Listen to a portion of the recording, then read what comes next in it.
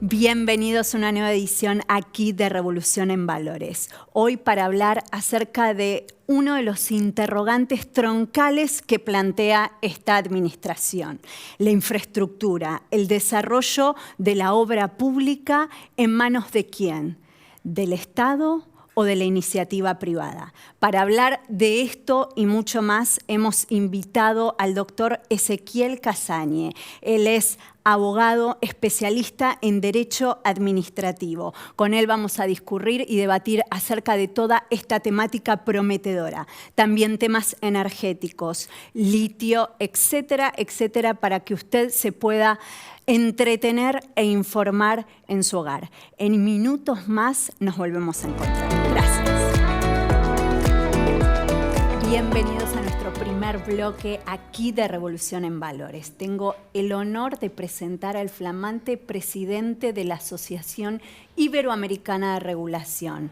Nos acompaña un especialista, el doctor Ezequiel Casañe, especialista en Derecho Administrativo, y con él vamos a debatir acerca de este punto troncal y disruptivo que plantea la administración del presidente Javier Milei: la infraestructura, el desarrollo de la obra en nuestro país en manos de la iniciativa pública o privada. Con él vamos a poder hallar respuesta a este interrogante y a muchos más. ¿Cómo le va, Doc? ¿Qué tal, Rita?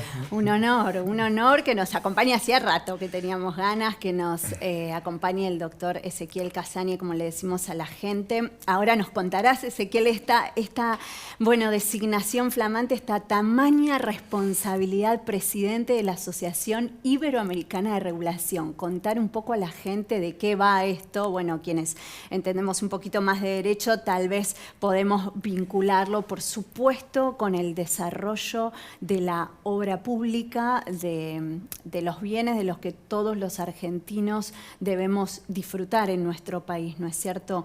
¿Cómo está la cuestión? ¿Cómo está la obra pública? Lo conocemos todos, pero ¿cuál es el foco hoy de discusión y cuál es el asesoramiento que esta entidad le brinda a la administración? Bueno, un placer estar en tu programa. La Asociación Iberoamericana de Estudios de Regulación ya lleva casi 30 años. Ajá. Y reúne a especialistas de todo Iberoamérica. Bien. Hay especialistas de México, de Colombia, de Brasil, de España, también de Portugal. Uh-huh. Y nos reunimos todos los años, varios congresos. Hacemos un congreso anual donde publicamos un anuario y tocamos los temas que mencionabas: temas de infraestructura, temas de minería, temas de regulación económica tan importantes hoy en día, ¿no? Y que esta administración actual en Argentina está poniendo en debate: el tamaño, la magnitud del Estado, cuestiones de electricidad, oil and gas, todas esas cuestiones que vinculan lo jurídico, pero también lo técnico y lo económico. Y trabajamos muchísimo. Tengo la suerte de haber sido elegido por unanimidad como presidente por un periodo de 2 años. El año pasado hicimos un encuentro y un congreso en la Universidad de Salamanca, España, que vinieron todos los especialistas de Europa. Fue muy interesante. Y luego lo replicamos en París, en Francia, en la Universidad Pantheon. Qué lindo, qué interesante. Bueno. Ezequiel, ahora lógicamente esta asociación que presidís existe hace rato ya, como comentás, pero se pone en crisis justamente en esta gestión, ¿no?, al mando del presidente Milei, porque justamente él planteó muchas ideas que ya estaban en la sociedad, en la gente, en el sentir popular de que lo que se hace de obras públicas, lo que se paga con impuestos no resulta, que el Estado es ineficiente para encarar la obra pública. Entonces se plantea la posibilidad de la iniciativa privada, ¿no? Y en un paper, en un diario, les comento, el doctor de máxima trayectoria, has dejado estas ideas correr, ¿no es cierto?, de las diferencias. Por un lado, me gustaría que le expliques a la gente entre lo que es la obra pública, por un lado la concesión, la iniciativa privada, y cuál es el camino que desea tomar la actual administración. Muy bien, muy bien. Son todos temas muy interesantes y complejos, Rita. Te cuento. Nosotros desde la asociación estamos trabajando hace mucho en mejorar la regulación en materia contractual, en materia de obra pública, en materia de grandes obras de infraestructura. A Argentina le pasa lo mismo que a todos los países de América Latina. Recursos escasos y necesidad de infraestructura. Claro. Y con los recursos escasos, como no están cubiertas las necesidades básicas, están insatisfechas, se posterga la infraestructura. Y sin infraestructura no hay crecimiento posible. No hay estabilidad, no hay crecimiento, no hay perspectiva. Entonces, es muy importante el estudio también, comparar, compartir también experiencias con otros países para ver cómo desarrollamos esta infraestructura. Y como bien dijiste, hoy en Argentina el tema es el tema de debate. ¿Por qué?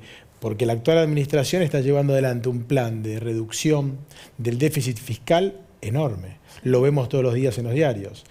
Y la administración, lo primero que dijo fue, se acabó la obra pública en Argentina. Claro. Había más de 4.000 obras públicas en ejecución, Rita. ¿Bien? Hay un montón de empresas trabajando, entonces hay que buscarle la vuelta. Claro. ¿La obra pública qué significa? El Estado concede una obra y va pagando con sus recursos propios a medida que la obra avanza. Así de sencillo. Pero para eso necesitamos recursos públicos, que vienen de dos fuentes. Los impuestos que pagamos todos nosotros o la deuda pública, el empréstito público. Bien. Bueno, ¿escuchaste el lema "no hay más plata"? ¿Te suena? Lo escuchamos. Ok, bueno, no hay más plata. Y ya le dijeron, incluso el presidente Milei fue antes de asumir y se juntó con todos los representantes de la Cámara de la Construcción y les dijo, se terminó la obra pública. Ajá. ¿Pero qué significa? ¿Que no va a haber más desarrollo de infraestructura? No, sino que hay que articular nuevamente entre el sector privado y el sector público para desarrollar. Ajá. Al menos los programas más sensibles, más críticos.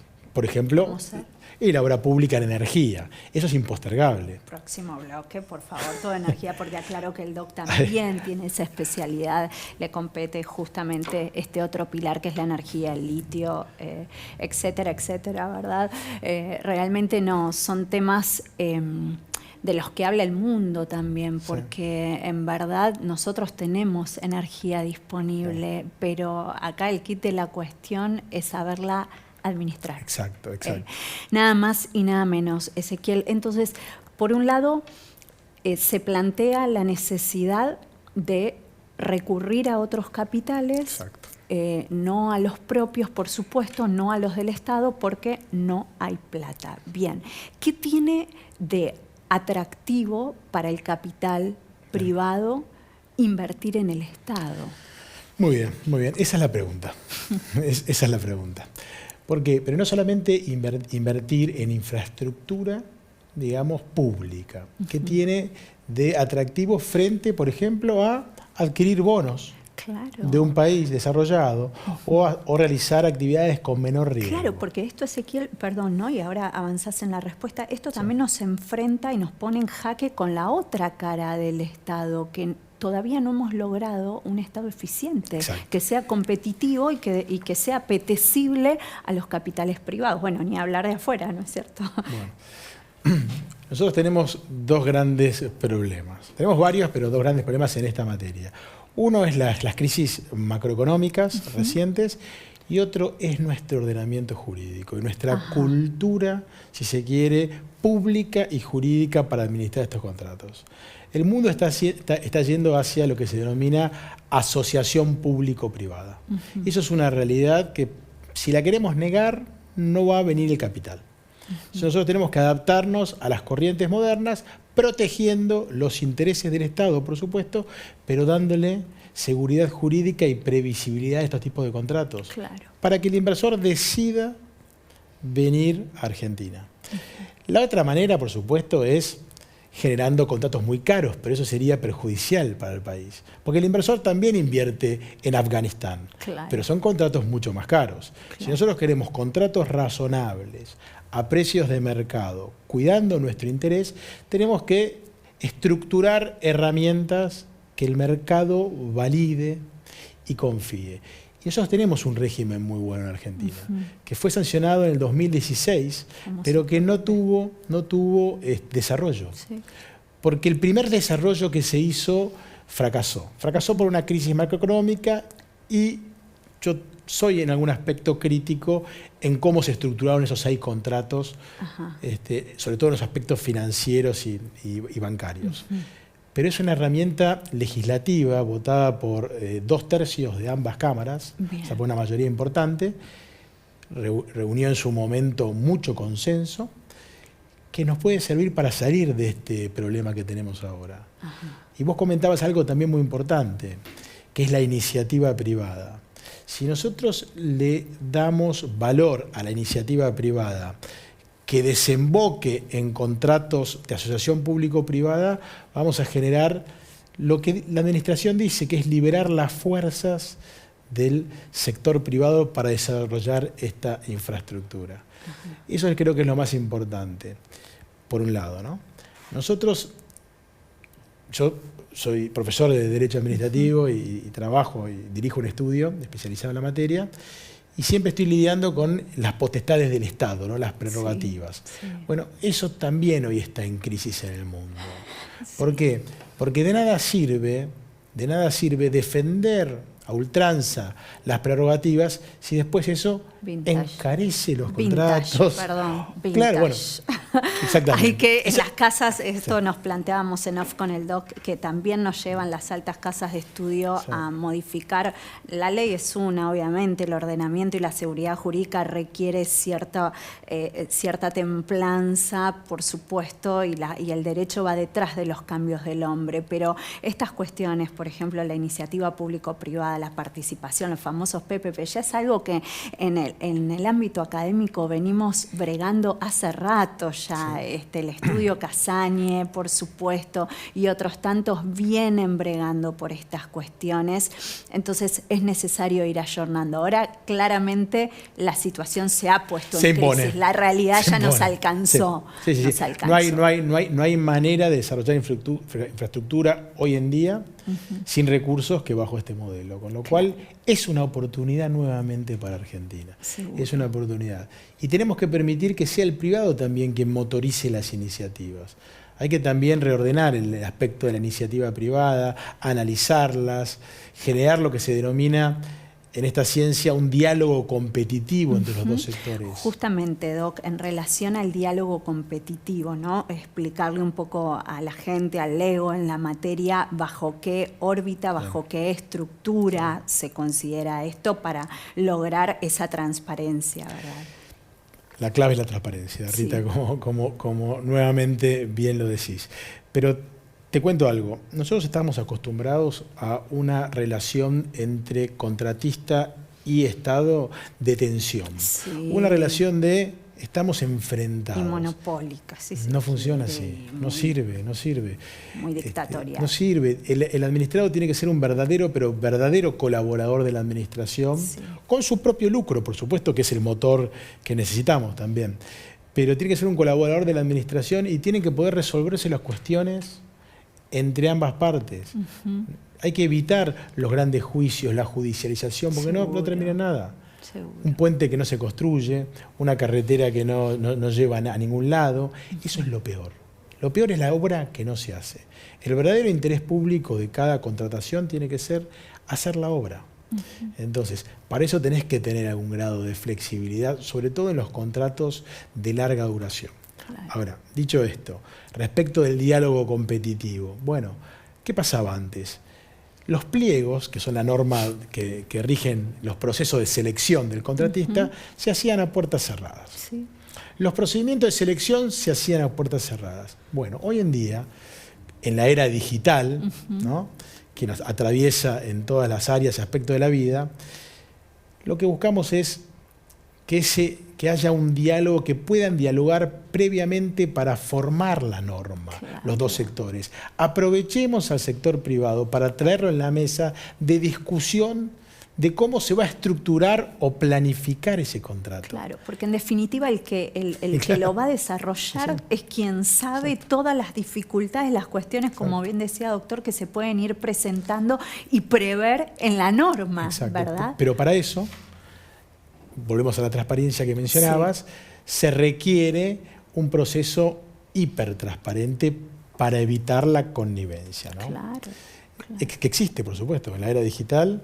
Hoy se pueden abrir sitios donde puede haber un diálogo entre todas las partes, entre un universo indefinido de oferentes.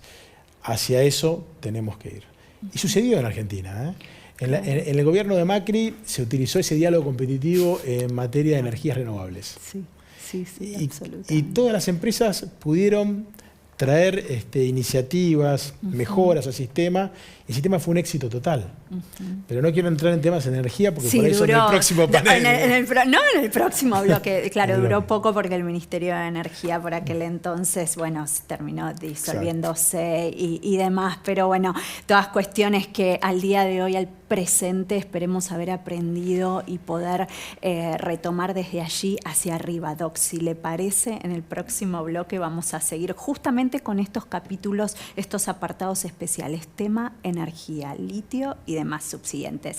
¿Le parece bien? Muy bien. Señoras, señores, un bloquecito, un cortecito chiquitito y nos volvemos a encontrar. Gracias. Aquí nos encontramos en nuestro segundo bloque con, bueno, un programa muy interesante, infraestructura, desarrollo, iniciativa pública y privada, nada más y nada menos que con el doctor Ezequiel Casañe. ¿Cómo la está pasando, Doc? Muy bien, Rita, muy bien. Bueno, me alegro mucho, esperamos que ustedes también del otro lado, y hablamos algo que el Doc me planteaba en el corte, muy interesante para retomar, que es nada más y nada menos que el tema de la eficiencia del Estado, porque bueno, todos sabemos que el presidente Milei es un apasionado de la libertad, es un liberal, por supuesto, es un Estado liberal, lo que enarbola es la intervención mínima justamente del Estado y que se concentren en él las actividades fundamentales de las cuales no puede prescindir, como la justicia y la seguridad. Obviamente, quienes estudiamos Derecho Administrativo, los abogados, conocemos que hay distintos modelos de Estado, ya sea que tenga mayor o menor injerencia en estas cuestiones. La antípoda del Estado de gendarme o liberal es el Estado de bienestar, ¿no? Benefactor, en donde obviamente las atribuciones del Estado son muchas mayores y se interviene y entra a intervenir como hemos tenido en otros modelos bajo otras presidencias. Pero también tenemos en el medio algo muy interesante que los administrativistas, acá el Doc creo que defiende a ultranza, que es nada más y nada menos que el Estado subsidiario, ¿verdad?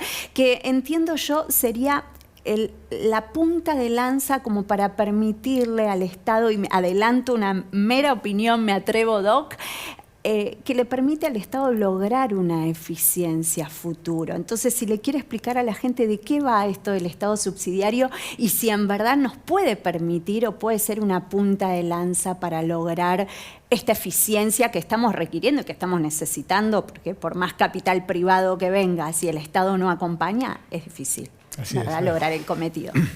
Así es, Rita. Mira, primero quisiera decirte que nosotros obviamente desde la Constitución de 1853 tenemos diseñado un Estado, una república liberal. O sea, nuestra Constitución es de corte liberal. Sí.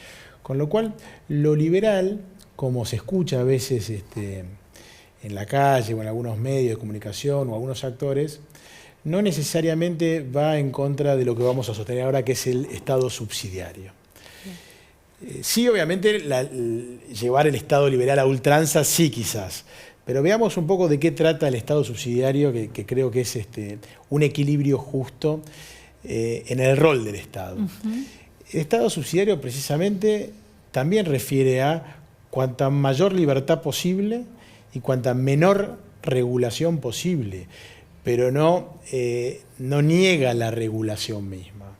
De hecho, yo soy presidente de una asociación de regulación, pero lo que abogamos es una regulación eficiente. Claro. Por eso hablaba de Estado eficiente, también se puede hablar, como en España y en Europa se está hablando, de una buena administración, de un buen Estado que sea eficiente, que administre bien los recursos. Sustentable, ecológico, viable. Exactamente, ¿no? y ahí viene el lugar que tiene el concepto de Estado subsidiario. El Estado subsidiario, que hoy en día ha sido receptado normativamente en Europa, en la Unión Europea, el Estado subsidiario lo que pregona es que el Estado, por supuesto, que tiene funciones indelegables, como por ejemplo la justicia, la seguridad, pero el Estado lo que tiene que hacer es permitir que el sector privado pueda desarrollar todas las demás actividades en un marco de competencia. Estimularlo, y ¿verdad? estimularlo. El fomento. Fomento, las ayudas públicas. Y si el sector privado, por X motivo, no pudiere, ahí sí el Estado podría tomar esas actividades. Sí. O sea, no entrometerse en las áreas donde el sector privado, en competencia, funciona. Y de hecho, Doc, no me deje mentir, ¿no? Pero la administración, el presidente Milei ha mostrado en su gestión atisbos de presencia de Estado subsidiario, porque la educación es el ejemplo máximo de Estado subsidiario, ¿no? En donde los colegios privados, en donde se estimula, por supuesto, es una actividad del Estado que toma el privado, pero que estimula subsidiando y colaborando con este esfuerzo de la actividad privada. Bueno, y lo sabemos encima con la ayuda a los vales a los padres, ¿no? Que es otro carril, por supuesto, sin confundir a la gente, pero yo creo que hay atisbos. Tal vez debiera el gobierno poder meter este injerto, modelo de Estado subsidiario para tornarlo un poquito más presente en la gestión, ¿verdad? Es así, y te agrego algo más. Todo el paquete de medidas, tanto que estaban en la ley de bases, en la famosa ley ómnibus, como en la nueva ley ómnibus, o las medidas que están hoy vigentes en el decreto, son medidas que apuntan a desregular ciertos aspectos que estaban regulados de manera incorrecta. Con lo cual, haber desregulado por decreto e intentar desregular por ley muchos sectores que funcionaban solos, es una muestra también de Estado subsidiario, porque es permitirle al sector privado que se autorregule o que trabaje con una menor presencia estatal, y eso también es muy positivo. Bien, muy positivo. Bueno, qué bien cuando los técnicos son escuchados, cuando la academia se hace oír y quienes tienen la pluma para la firma pueden escuchar, ¿no? Estar atentos a estas cuestiones, porque en definitiva es para que prospere el país, sin lugar a dudas. Y hablando de prosperar, tema energía, Doc. Es una de las especialidades también que, bueno, lo enamoró, lo terminó atrapando en su carrera. Cuéntenos cuál es su trabajo en relación a esto, el litio y, bueno, y demás cuestiones que esta conductora no es especialista, pero soy todo oídos como el señor y la señora en su casa. Bueno, nosotros, como sabés, asesoramos en muchos aspectos vinculados a la energía y a la minería. Estamos presentes en todos los sectores, ¿no? Sector eléctrico, el sector de gas, de petróleo, litio, cobre, etcétera, etcétera. Creo que estamos muy también siguiendo atentamente toda la cuestión vinculada a la transición energética, que es el momento en que estamos viviendo, que además va cambiando, con lo cual requiere de mucho estudio, atención y práctica. Y una de las cuestiones vinculadas a lo que venimos hablando es también la necesidad y el déficit de infraestructura energética que tiene Argentina. Claro. Argentina es un país, como sabés, muy extenso en territorio, con lo cual requiere de una población acotada, pero que requiere para su crecimiento de desarrollar mayores obras de infraestructura energética. Hay que tener en cuenta además varios factores, Rita. Uno es, Bolivia se ha quedado sin gas. Ya no podemos contar con el gas de Bolivia. Pero eso viene de la mano de una buena noticia, que es Vaca Muerta es la segunda reserva de gas no convencional del mundo. Y hoy en día ya está comprobadas esas reservas y es una realidad. Pero ojo, todo proceso energético tiene ventanas de tiempo. Claro. No nos podemos dormir en los laureles porque puede haber un cambio en este esquema de transición energética donde se dejen de usar, por ejemplo, el petróleo, el gas o lo que fuere. Entonces hay que aprovechar las ventanas. Hoy tenemos gas, hay que saber sacarlo de vaca muerta. Ahí aparecen dos grandes proyectos que son muy interesantes. Uno es un proyecto de licuefacción en Bahía Blanca para exportar en LNG al mundo. Vamos a competir con Qatar, con Estados Unidos. Es una inversión muy grande que la está liderando YPF, además de otras compañías. Pero además hay un proyecto que para mí es disruptivo y muy interesante, que es construir un mega gasoducto dedicado exclusivamente a exportarle gas a Brasil. Bueno, estas son noticiones. Se está trabajando en eso, ¿no? Sí. Se está trabajando, está muy avanzado ese proyecto, y ese proyecto podría generar un cambio muy importante en el desarrollo, en el desarrollo de vaca muerta. Después está la minería, que bien conocés. Hubo un problema en el litio porque se derrumbaron los precios internacionales. Hay una sobreoferta de litio, pero nosotros no tenemos únicamente litio. Claro. Nosotros tenemos cobre, entre otros minerales, y el cobre es aún más importante que el litio, ¿sabías? Muchísimo. No lo sabía. Vino a traer buenas noticias el Doc. Estamos repletos de cobre, Rita, ¿sabías? No lo sabía, Ezequiel, no lo sabía. El litio está más o menos concentrado en 3 provincias, que es el famoso triángulo, que es Catamarca, Salta y Jujuy. Pero el cobre no, el cobre hay un montón de provincias. Qué lindo poder escuchar y poder compartir también este tipo de noticias. Ahora también qué interesante que el Estado custodie, pero permita la iniciativa privada justo con todos estos modelos que mencionábamos en el bloque anterior, y que se pueda lograr una sinergia positiva en la actividad, la iniciativa privada y la labor del Estado, ¿no? Como custodio y garante justamente de nuestros suelos, nada más y nada menos. Y un punto aparte, ya nos tenemos que ir.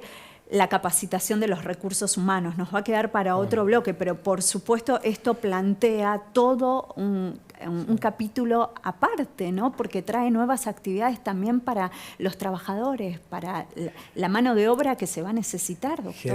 Rita, esto genera trabajo, es transformador, es una generación de riqueza enorme. ¿Y sabes qué está esperando el mercado en este momento? Hay una norma que es muy importante para el mercado. Es el régimen de grandes inversiones que está en el Congreso. Ese régimen de grandes inversiones tiene un marco normativo que tiene que salir. Adecuado para el desarrollo de estas grandes obras de infraestructura. Si sale, estaríamos por la buena senda. Lo comprometo a que vuelva. Si sale esa norma, o antes la podemos Se llama el RIGI, régimen de grandes inversiones. Qué interesante, para que la gente esté preparada del otro lado. De eso se trata este espacio, informar y formarnos un poco para la Argentina que viene. Gracias, por Doc. favor. Señoras, señores, nos fuimos de tiempo. Perdón, pero esto es así a veces. Espero lo hayan disfrutado como nosotros aquí en el estudio, y nos despedimos hasta el próximo programa. Chao.